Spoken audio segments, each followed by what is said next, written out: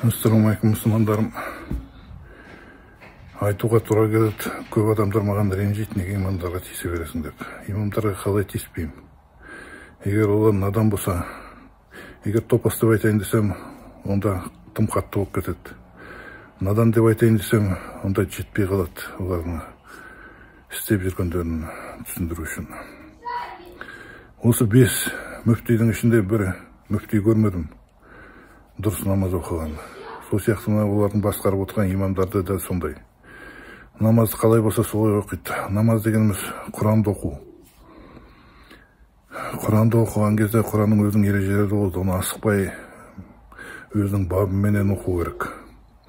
Ал енді біздің имамдар тауық сияқты намаз оқыған кезде жердегі бидайды терген. Басын тигізе салады, көтере салады, тигізе салады жерге. Қалай болса солай оқиды. Жылдам. Әсіресе бұл мына жұма күні, жұма намаздың алдында және соңында көрінеді.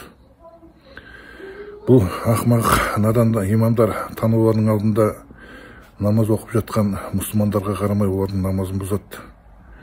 Дұға оқиды, зікір жасайды. Кішкене бір 1-2 минут тоса тұру деген жоқ. Аттарынан жын шайтан қуып келе жатқан сияқты. Сондықтан имамдарға айтарым: имамдар, Құдайдан қорқыңдар. Намаз сендерге ойыншық емес.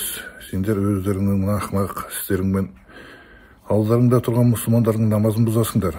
Көптеген мұсылмандар, білімсіз мұсылмандар, имамдар намазды дұрыс оқытып, сендер қалай оқысаңдар, ол да солай, қалай болса солай оқиды. Сондықтан қысқартыңдар.